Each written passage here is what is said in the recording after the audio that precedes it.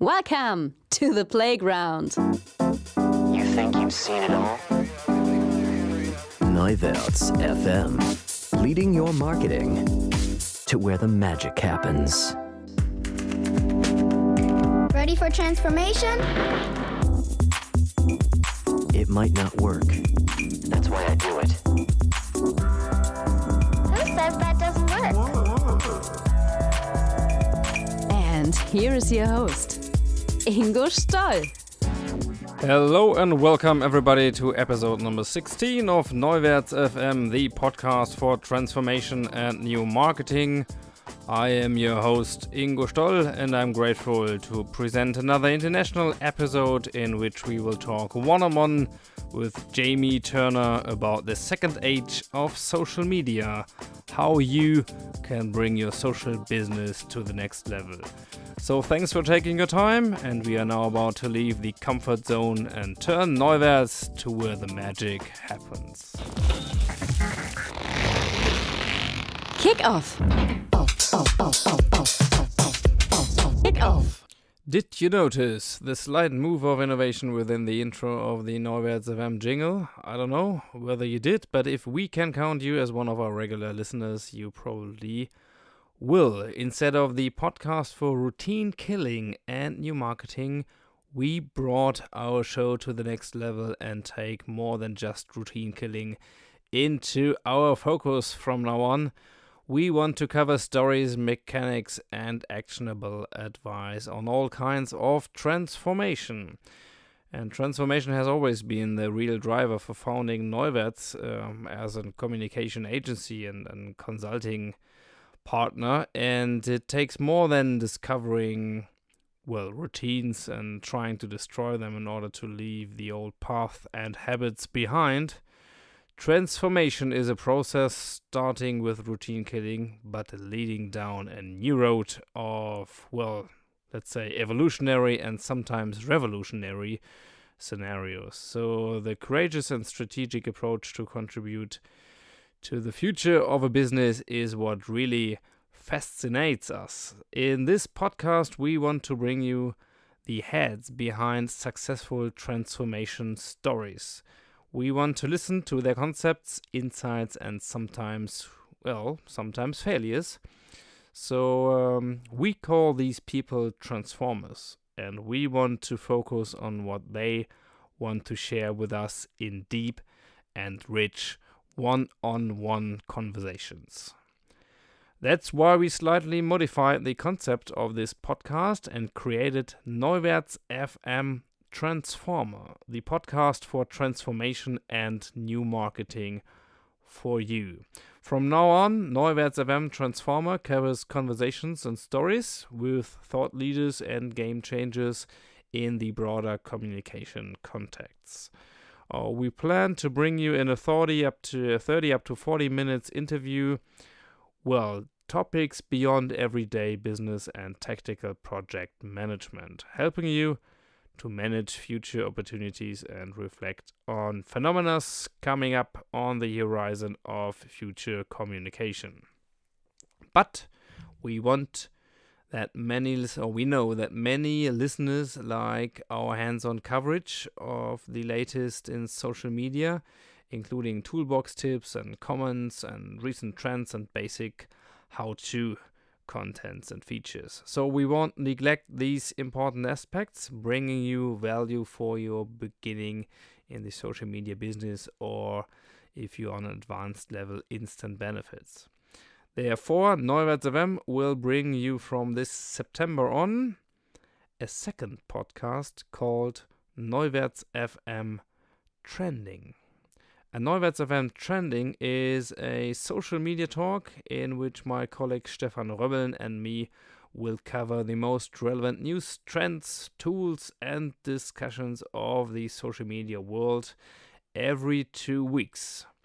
And Neuwerts FM Trending delivers instant value and guidance. So unfortunately for international listeners, Neuwerts FM Trending will be available in German language only. The reason is that most of our clients are located in Germany so far, and we want to be as beneficial as possible. So in in order to cover the specific dynamic and the DNA of the German social media market and the audiences. Well, we say it's required to have a closer look and to do this in German language. So, nevertheless, you will have the choice whether you want to subscribe and listen to both podcasts from now on. Neuwerts FM Transformer, covering deep conversations with great leaders of transformation, and Neuwerts FM Trending, the social media talk with Stefan Röbbeln. Or whether you want to specialize, it's up to you, but we definitely want to get your opinions and comments on that. All Neuwerts FM podcasts will be available via RSS on iTunes, SoundCloud, and of course on neuwerts.fm. So much change and transformation, a perfect introduction to this week's special guest. Special guest, social media and mobile marketing expert Jamie Turner. So the second age of social media, how to bring your business to the next level of social media. That's our focus for the next 40 minutes. The term is lent from best-selling author Michael Simmons, who dispenses some great thoughts, as I think, on how we as individuals deal with the ubiquitous stream of social information. I was inspired by this article to reflect my own habits and usage of social media, and I highly recommend you take a look at the show notes to find the link and read this masterpiece yourself. But it inspired me as well to reflect whether businesses face the same evolution of social media, and social media somehow is leaving its infancy behind and is coming of age now. So, I think it's a definitely a very interesting question, interestingly enough to be raised, and surely appropriate if you can talk about it with one of the leading social media marketeers these days. So let's transition over to this week's interview with Jamie Turner.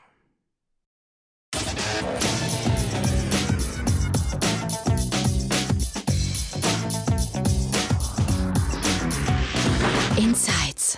Yeah, just one little thing I forgot to mention. I have to apologize for the audio quality that is poorer than you are used to, because Jamie and me, we did this interview on Skype and there were some problems with the internet connection, so I had to change rooms and actually record the interview in the conference room of Neuwerts. And this room is obviously not perfect for doing podcasting, but nevertheless, I hope you apologize it, and I can reassure you the quality of the interview beats the audio quality. So I hope you enjoy it nevertheless. Welcome to Neuwerts FM. It's episode number 16, and I'm very happy to give a warm welcome to Jamie Turner, CEO and founder of the 60secondmarketer.com. Hello, Jamie. How are you? I'm doing great. Glad to be here. Thrilled to be able to talk about social media, and honored to be asked to speak about it on your show. Thank you. Yeah, my pleasure. So we both met on the Social Media Marketing World 14 this year in San Diego, where you acted as one of the key speakers, and we got the chance to do a little talk, and now we want to drill down deep today for the next round about 30 minutes. You are author of two very prominent books. How to Make Money with Social Media is one of the promising titles, actually. Yep. You just put it to the camera because we're taping this recording on video as well. So just if you're interested how to see this or how brilliant Jamie looks like today, just switch over to the YouTube channel of Neuwerts FM. You are highly invited. And your second book is Go Mobile, because what you actually do is you are an expert a social media and mobile marketing expert. Yeah. Two things that go together pretty well. But we want to focus on the social part if it's possible today. And well, we want to talk about the second age of social media. So take it a bit further from the maybe starter steps or from the infancy stadium and have a look to what's maybe the next challenge and how to actually take it off. So nonetheless, I would like to start by the new edition of How to Make Money with Social Media. And there's a great quote from Joe Polizzi. And he said, there are ways to make money, directly or indirectly, with social media, of course.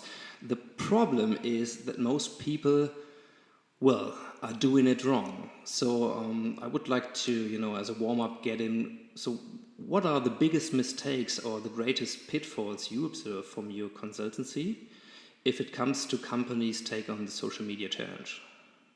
Well, one of the things that we talk about in the book is that we measure things in social media that are easy to measure. So we measure likes, we measure comments, we measure all that sort of stuff. But the reality is the only measurement that really matters is whether or not your social media campaign is actually generating revenue for your company or saving your company money. And here's what I mean about that.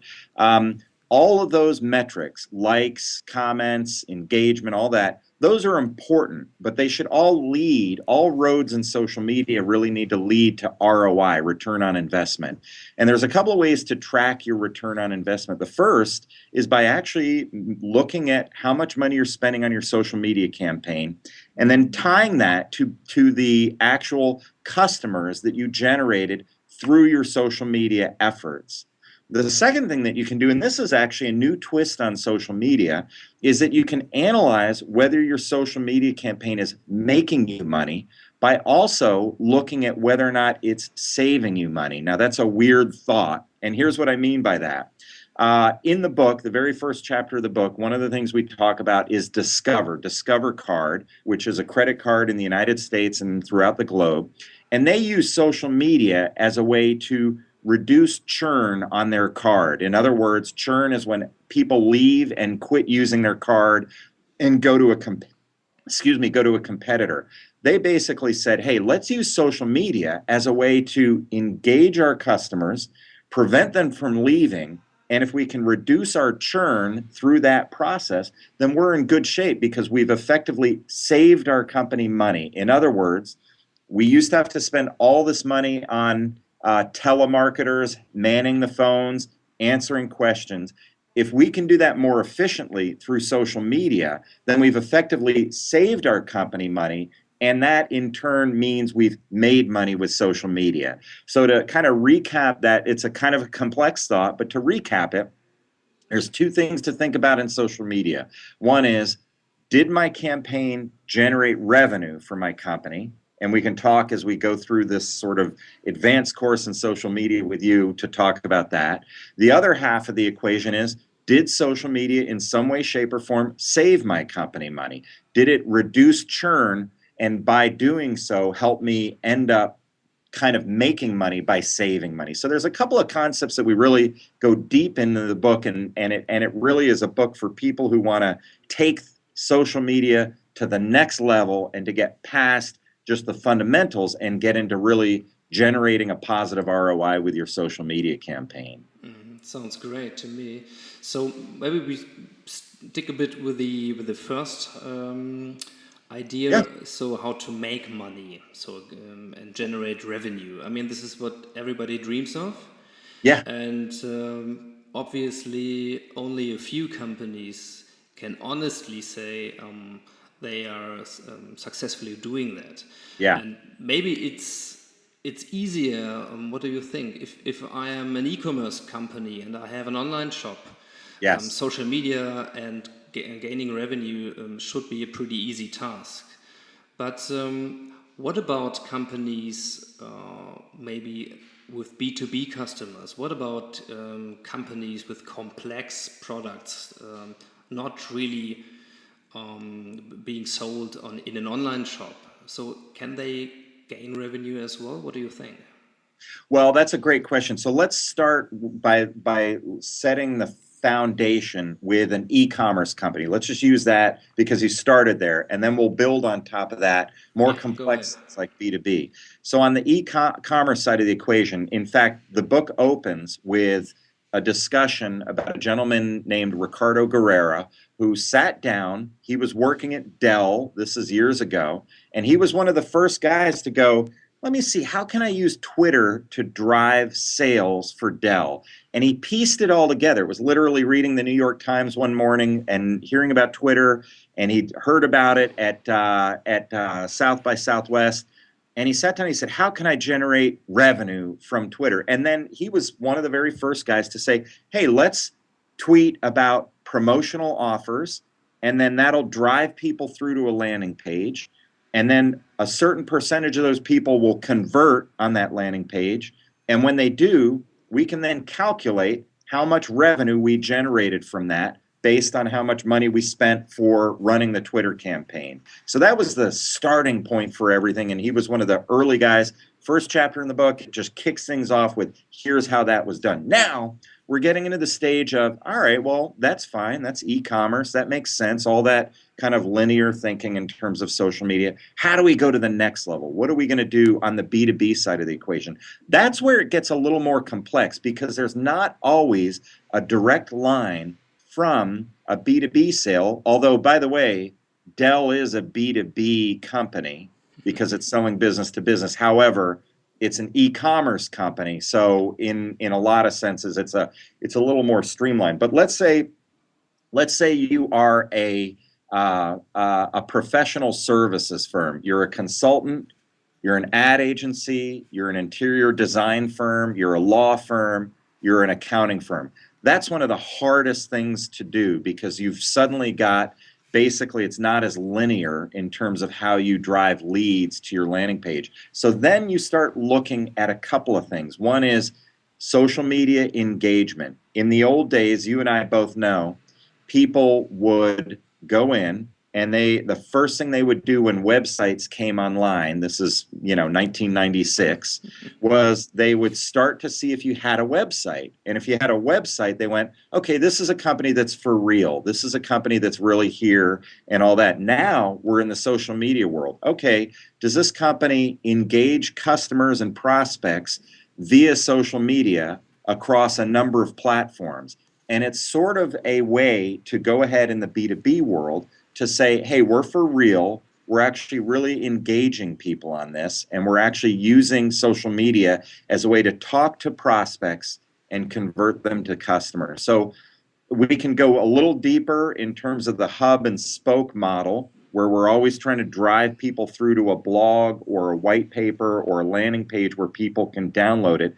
That model works from a social media angle and a B2B angle. If you use everything in social media to drive people to your website where you can engage them, capture their information, and then remarket to them over the course of time. So that's everything from the e-commerce B2C/B2B model all the way over to the just pure B2B model where you're really trying to use social media as a way to engage people, capture their data, and then remarket to them over time. Okay, you just mentioned the hub and spoke model. So maybe for those who don't know or haven't heard about it recently, so can you elaborate a little bit on what is meant? Can you summarize the hub and spoke model just in brief sentences? Yeah, and I'll be a little briefer in terms of my description because I know I covered a ton of ground there. There's a lot of stuff to talk about there, so I'm going to start encapsulating everything into a little more concise comments. The hub and spoke model is perfect for B2B companies as well as B2C. It basically is your goal as a marketer is always to drive people through to a place where they can engage with your brand. If it's Dell with an e-commerce landing page where you can sell a product, you want to use social media, all your social media tools to drive people through to a landing page where they can buy a computer. If you're a B2B firm, you're trying to drive people through to a landing page where you offer them something for free, such as a white paper or a report or a study you've done, and then they fill out the form on your landing page in order to get that information. Now you've captured that data, which is their email address, and they've given you permission, basically, because they've filled out the form and said, yes, I'm willing to receive more information from you, for you to go out and to remarket to them and say, hey, you downloaded this white paper. That means you're probably interested in what it is we're talking about. Here's some more information on a blog post. Here's some more information on other white papers. So that hub and spoke model is basically the spokes are all your social media tools, Twitter, Facebook, Pinterest, all of that, driving people, pointing people through to a landing page, which is the hub, where they fill out a form and you capture their data and then remarket to them. Great. I just want to stick to the point because I listened recently to one of the last episodes of Michael Stelzner's Social Media Examiner podcast. And he had a special guest. His name is Lutz Finger. He's German, by the way, which makes it pretty optimistic for me to see Germans make it to the Social Media Examiner world. So, but by the way, they talked about measurement and they talked about ROI. And what Lutz Finger said is that if we talk about social media and measure ROI, so because this is one of your punchlines in the book as well. So I mean, it's all about all roads, as you say, in social media should lead to ROI. So and he said, well, if we have a transactional model, whether it's B2B, working with a hub and spokes model as well as you elaborated, or whether it's B2C, easiest way, having an online shop. It's okay to measure ROI because what we do is in different media than in former times, we do the same as we always did. We try to measure the transactions, the certain steps, and at the end, hopefully, have a sale. And if it's maybe a one-directional thing, so we only promote it on one channel, one of the spokes, it's pretty easy to say we invested this amount of money for advertising the campaign, whatever, and this is the return we get, so we can easily say whether it's worth it or not. He said, well, if you refer to branding issues, let's say it's not about selling, we're going to talk about saving money, whether by social media, this is a very important thing, but we're going to do this a little bit later. But if you have branding issues, many companies say, well, we want to be present, we want to do image, whatever, for our brand. What do you think about measuring ROI if it comes to branding on social media for companies? My background is branding. So I came out of a world of helping Coca-Cola and AT&T and other large brands figure out how to communicate their message to their consumers. The challenge with branding is that it's a fuzzy metric because, as you know, in the old days, when I was doing branding for different companies, Coca-Cola could run a TV commercial that made people happy, and they would see a lift in sales. And so the branding people would say, excellent, that was because of us. But the salespeople would say, no. The distribution people would say, no. We opened up new channels of distribution, and so we're actually selling more because we opened up new channels of distribution. And there was this fight that went on. And so nobody would win the fight because everybody would claim their own stuff. So branding is a tough one. Now, your friend who was being interviewed by our mutual friend, Michael Stelzner, and I'm with you. I'm thrilled. Just as a quick aside, I'm really thrilled that the globe is becoming a smaller place, that we can have people from all over the globe sharing their insights about social media. And it doesn't matter if you're in Germany, if you're in San Diego, if you're in Cairo, where I was speaking about mobile marketing a couple of months ago. The world is getting smaller. So that's just a quick aside that's a really wonderful thing that's going on. But his main point was this. I think sometimes it's easy to measure transactional data about whether or not social media works. So jumping back to that Dell model, they put up a tweet that said, here's a link to a landing page where you can buy our product. People clicked on the tweet. They go to the landing page, a certain percentage buy the product, and it all works. That's a very, very simple kind of calculation. But what about the effect social media has on, as an example, reducing churn? So AT&T mobile phones has a certain percentage of their customers that leave every year. Let's say it's 10%. Yeah.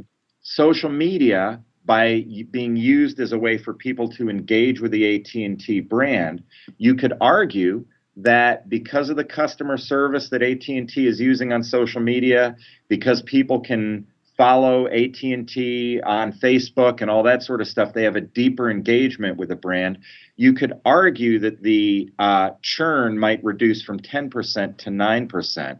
That's a very real thing. However, there's no real way to actually say that's directly tied to our social media campaign. It's a very, very difficult measurement, and you get back into that branding thing where it's kind of fuzzy math, and you have to make some assumptions. So let me just kind of recap by saying this. Certain measurements in social media are very easy. We tweeted, we drove people to a landing page, a certain percentage of them bought our computer. That's a piece of cake. Other measurements are a little fuzzier and a little bit harder. Hey, we did a social media campaign. Our customers have a more deep engagement with us. Therefore, we believe that the reduction in churn, the fact that we went from 10% churn to 9% churn, is as a result of our social media campaign. You could argue that, but then the branding guy who ran the TV commercial that was wildly popular is saying the exact same thing. Wait a minute, that's my TV commercial that helped reduce churn. And you get into the argument, and that's where you just have to say, you know what, we don't really know, but we can make some assumptions about it. So it's two sides of the spectrum, and they're both sort of at opposite ends, but they both add up to a positive thing. Yeah.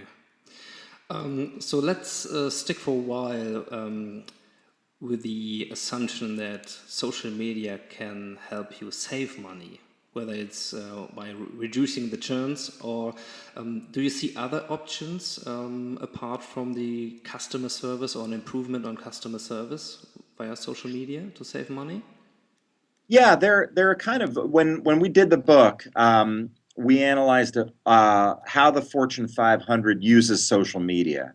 And believe it or not, there's only a handful of ways that social media is used. Every social media campaign can be dropped into one of multiple buckets. The first is a pure branding campaign. We're just using social media to build awareness of our product or service. And there are several case studies that show that you can get people engaged and sort of interested in that. The second is the e-commerce solution, which is the Dell model. So that's, hey, we're going to drive people through to a landing page.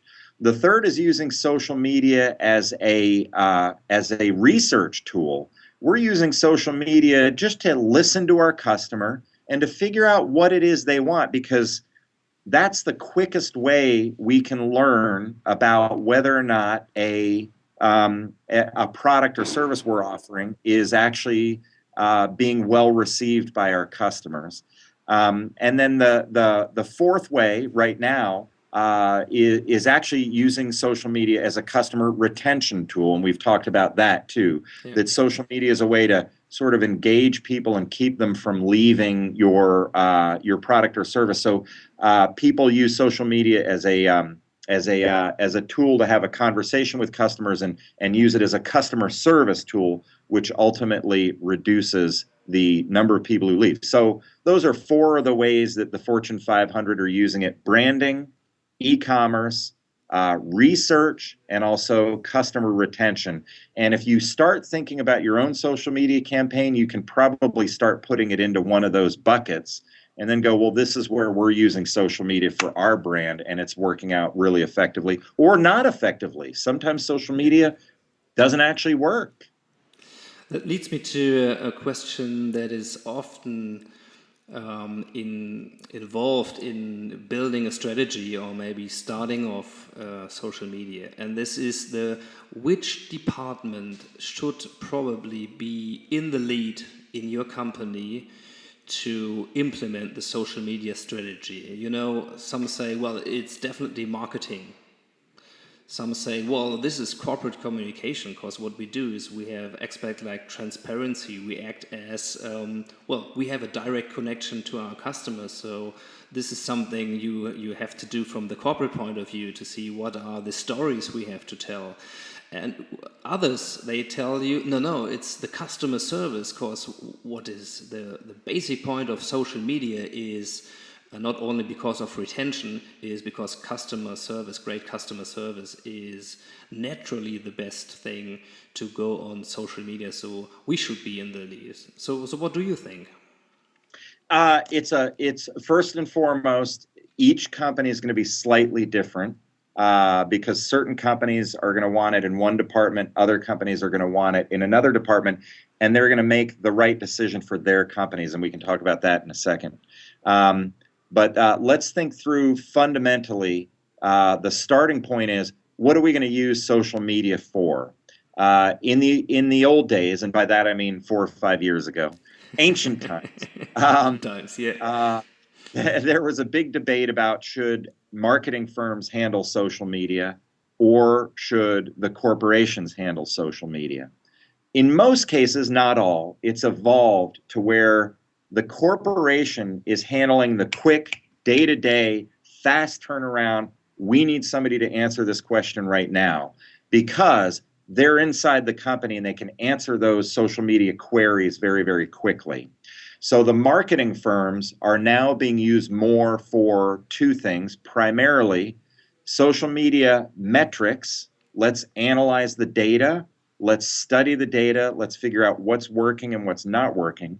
And social media promotions. Let's figure out a new strategic idea, a new creative idea that we can use to promote things. Yes. So it's ended up being kind of a blended approach. The front lines on a tactical basis are often handled inside the corporation because of the necessity of moving quickly. The metrics, as well as the promotional aspect of social media, is now being handled mostly, a lot of times for large corporations, by the marketing firms. And that seems to be an approach that works out well for most companies. Okay. So, I would like to transition over to what I said, and this is an expression I learned from Michael Simmons, the second age of social media. So you can say the next level, but if it comes to the second age, Michael Simmons, he talked about in his recent article about how it feels as an individual, having all these multiple options, having a smartphone, getting the blended reality of virtual and real interaction, being always online, and that it's not that easy to answer the question, how are we gonna build and leverage relations in the 21st century? So if we transfer this question to the company point of view, so what would you say changes now that maybe you and I feel we get into the second phase, the second age, as he called, of social media? What changes? Well, there's a lot of richness to that idea of the second phase of social media. I like it. Here's the way I view the second phase of social media. It's getting into metrics and measurement. So that's a critical thing, using social media in a way that is analyzed and measured. But then, to me, the second phase is really the optimization of your social media campaigns. It's looking at what's working and what's not working in order to make sure that you're constantly improving it. I think the issue that your friend was talking about is, from his view of the second phase, is how do we stay genuine in our conversation, and how do we make sure that we're saying stuff and engaging with people who will love our brand in a way that's genuine and true. And that's the challenge. One of the things that is a natural outgrowth of social media is that we're all trying to find ways to do it more efficiently. And the result is we start turning it into an automated platform, and we're all guilty of that. I mean, even if you're just in the fundamentals using Hootsuite, that's essentially an automated platform. But then you get into other larger tools like Oracle Social or any of the other large enterprise platforms. and social media starts turning into more and more of a broadcast medium where it's really less about an interaction and more about an announcement. And that's a risk and a threat for all brands. And I think it's something we have to focus on. How do we gain efficiencies while at the same time be genuine and real with our social interactions so that we don't turn this into a broadcast medium? That's a challenge, and I think it's something for all brands, whether you're large or small, to focus on, so that you can then figure out, hey, the bottom line is we want to make sure that we are being efficient in our communications and yet still being genuine in our communications. And that's a tug of war that'll keep on going for a long time to come. I think this is a very, very good point you're stating here, because I can remember when we come back to the social media marketing world, there was a key panel discussion said, have we lost the social in social media? Talking exactly about this, Jay Baer was involved, and Ted Rubin, and Kay Rose probably, and Nicole Kelly, I think. So, and of course, you can't answer that pretty, it's not black or white.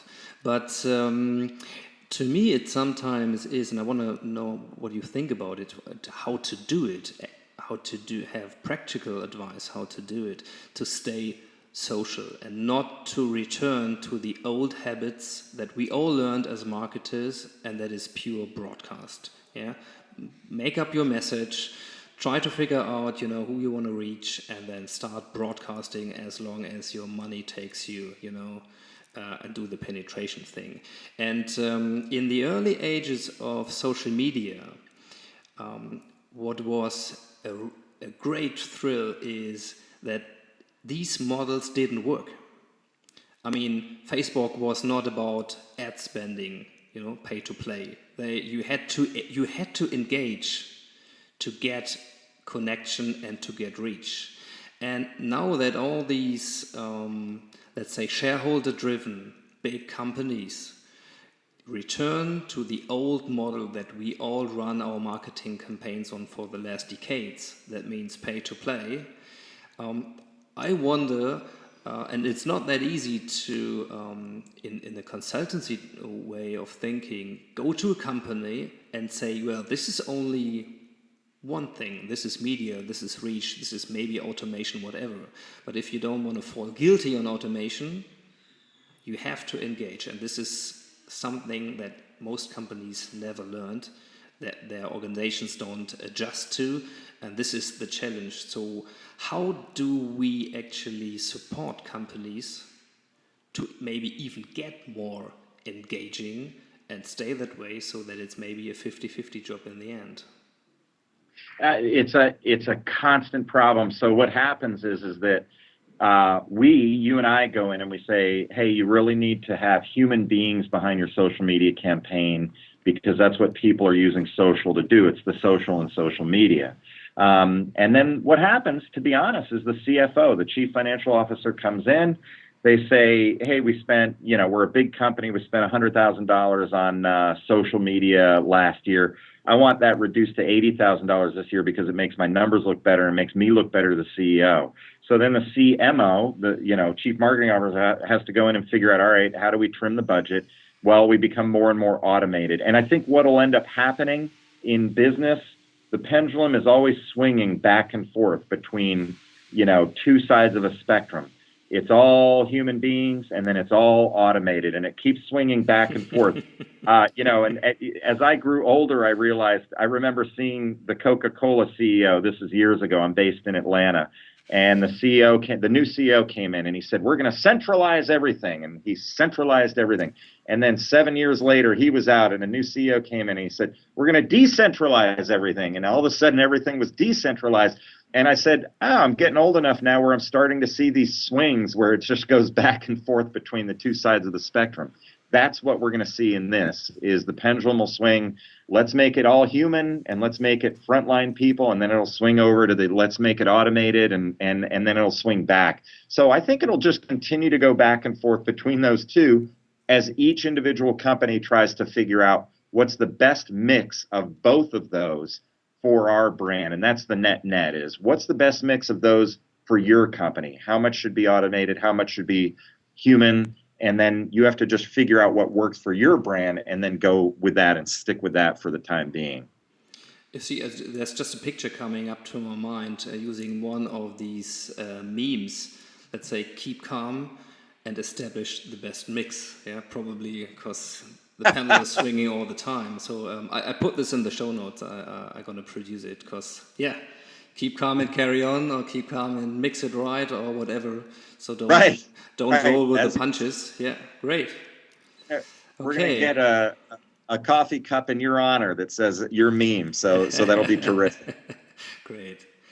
Okay, so maybe it's time for a last couple of questions, because we could go on there forever, but I think we got a we got a point and we got a statement here. So I would like to transfer or raise the view even a bit further. So if I would start a question saying 5 years from now, social media will not only be the great and everlasting challenge between engaging, and selling, but what do you expect social media to be or to become during the next couple of years?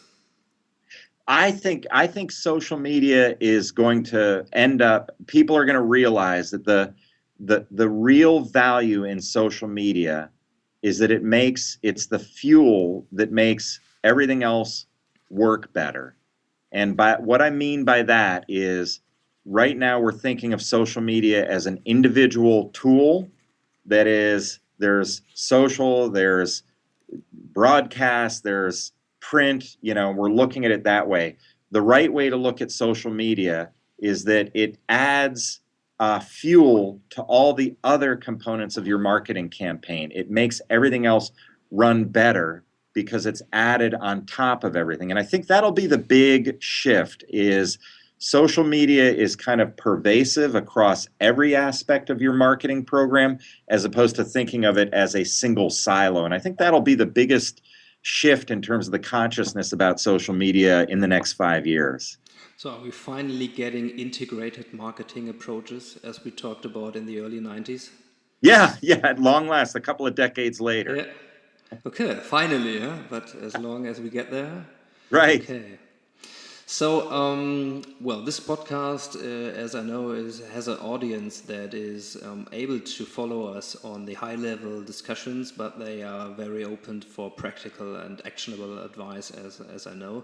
So, I sometimes have this question I would like to actually pose it to you, is if you have your 1% learning that is responsible for 90% of your success, what would it be?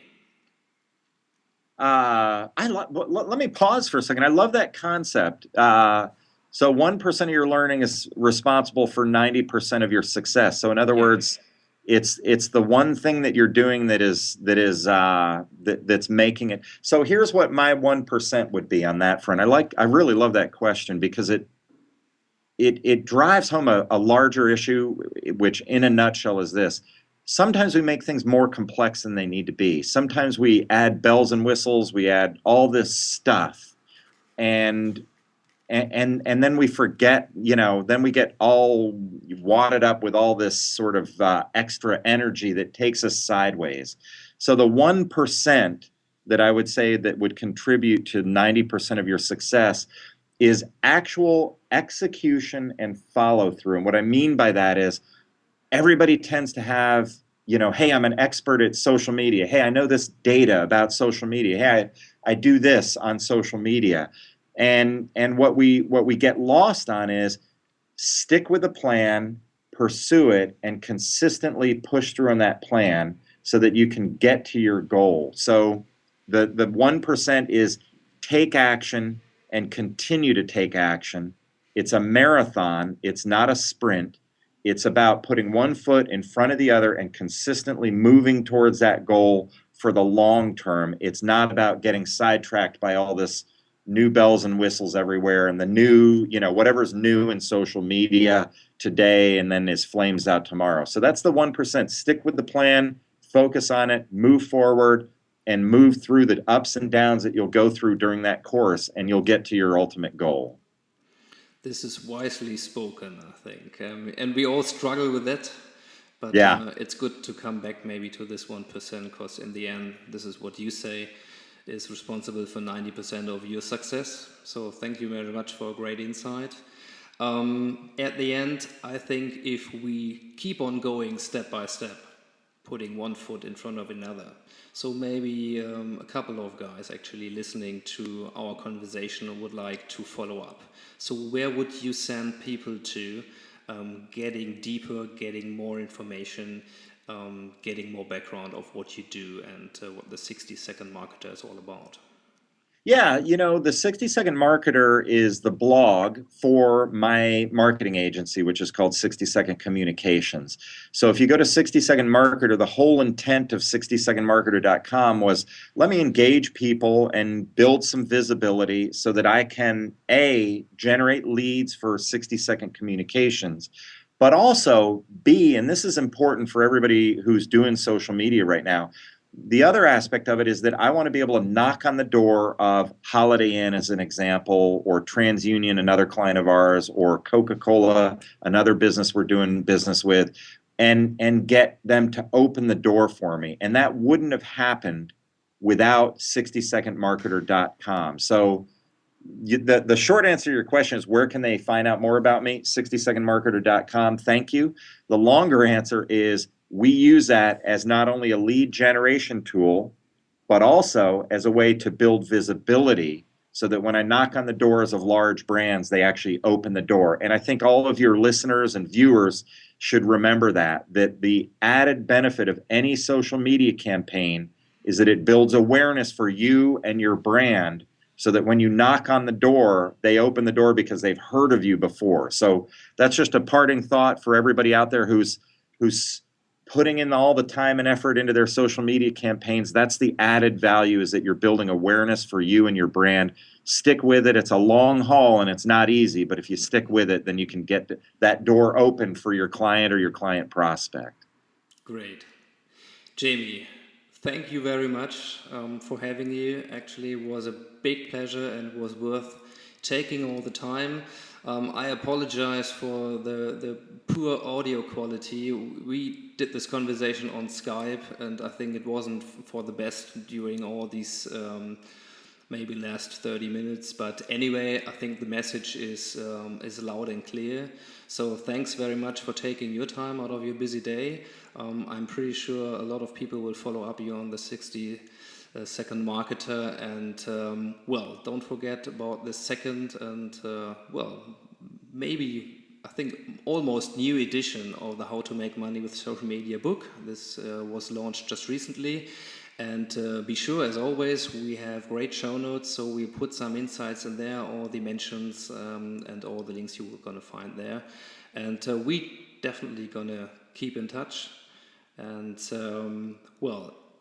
just on the behalf of Neuwerts and Neuwerts FM, thank you again for taking your time, and I'm pretty sure we're gonna continue this conversation, maybe on the next conference, maybe on Skype, maybe wherever. It's gonna be a pleasure all the time with you, sir. Excellent. Thank you very much for having me. I really appreciate it.